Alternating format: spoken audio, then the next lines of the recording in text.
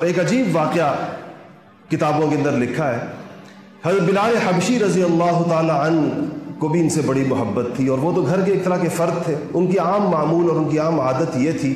کہ وہ اسی حجرہ عائشہ پر، جو آپ نے جو مسجد نبوی دیکھی ہو، تو یہ جو ریاض الجنہ ہے، ریاض الجنہ کے ساتھ ہی حضور صلی اللہ علیہ وسلم اس وقت جہاں آرام فرما ہے، جو روضہ مبارک ہے، یہ تو عائشہ کا کمرہ ہے۔ اس کے پیچھے کی طرف، اس کی بیک سائڈ کے اوپر حضرت فاطمہ الزہرا کا حجرہ تھا، گھر تھا، اور اس کی دوسری طرف، یعنی ایک طرف تو اس کے ریاض الجنہ ہے، اس کی دوسری طرف جو جڑا ہوا حجرہ تھا وہ حضرت حفصہ رضی اللہ تعالیٰ، حفصہ بنت عمر رضی اللہ تعالیٰ عنہ کا حجرہ تھا۔ تو حضور یہیں سے یہاں پر حضرت بلال اسی حجرے کی چھت پر چڑھ کر بعض اوقات اذان دیا کرتے تھے، اور پھر جب اذان دیتے تھے تو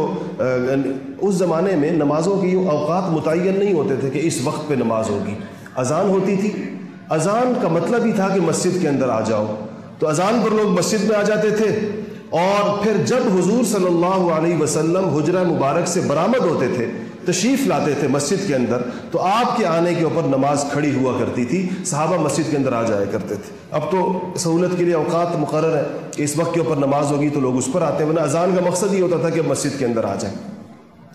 تو فجر کی مثلا اذان پہلے ہوتی تھی، اذان ہونے کے بعد پھر بعض اوقات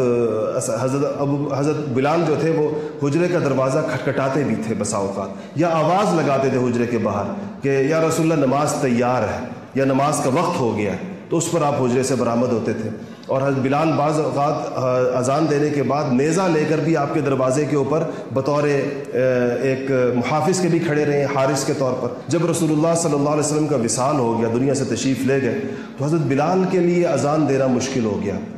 فرماتے ہیں کہ میں نے سوچا کہ میں اسی حجرے کی چھت پر کھڑے ہو کر اذان دیا کرتا تھا، اور اذان کے بعد میں اترتا تھا اور اس کا انتظار کرتا تھا کہ اب آپ تشریف لائیں گے نماز پڑھانے کے لیے۔ یہ میرے لیے منظر دیکھنا مشکل ہو گیا کہ میں اذان تو دوں اور حضور صلی اللہ علیہ وسلم اپنے حجرے سے تشریف لا کر نماز نہ پڑھائیں۔ تو اس لیے حضرت بلال ہجرت فرما گئے مدینہ منورہ سے۔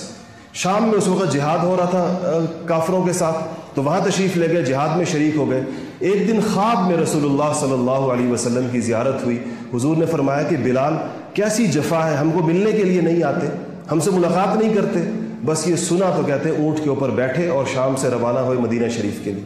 چلتے رہے، بڑا سفر ہے شام سے مدینے کا، وہ سفر کیا، مدینہ میں داخل ہوئے۔ مدینہ میں داخل ہوئے تو پورے مدینے میں لوگوں نے سنا کہ اچھا حضور کے مؤذن آ گئے، مؤذن الرسول آ گئے، جو حضور کے زمانے میں اذانیں دیا کرتے تھے۔ تو صحابہ آپ کے پاس آئے، کہا کہ بلال آج ایک اذان دیجیے، آپ حضور کے زمانے کی اذانوں کی آواز کی یاد تازہ ہو جائے۔ تو آپ نے فرمایا کہ میں اذان نہیں دوں گا،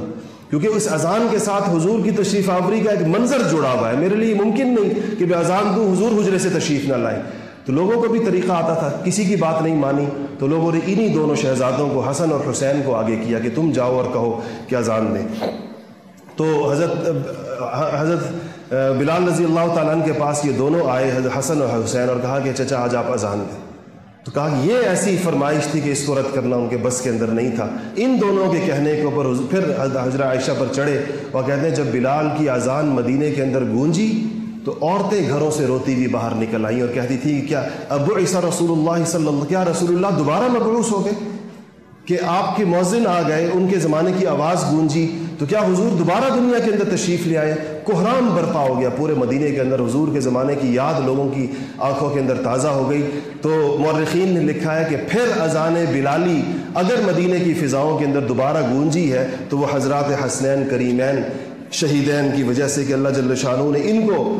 صحابہ کے ہاں ان کا مقام اور ان کا مرتبہ اتنا زیادہ تھا، اتنا بڑا اللہ تعالیٰ نے ان کے لوگ دلوں کے اندر ان کے لیے محبت پیدا فرمائی تھی۔ کیوں نہ پیدا فرماتے کہ رسول اللہ سے فاطمہ رضی اللہ تعالیٰ عنہ فرماتی ہیں کہ حضور جب مجھ سے میری گود سے کبھی ان کو لیا کرتے تھے تو جس طرح بندہ بچے کے ساتھ پیار کرتا ہے تو کہتے ہیں کہ ان کو سونگھا کرتے تھے پیار سے۔ اور پھر اسی پر آپ نے فرمایا کہ ہما ریحانتایا من الدنیا، کہ دنیا کے اندر ریحان عربی کے اندر خوشبودار پھول کو کہتے ہیں، تو فرمایا کہ یہ دنیا کے اندر میرے لیے سب سے خوشبودار پھول اگر ہیں تو وہ یہ حسن اور یہ حسین ہے۔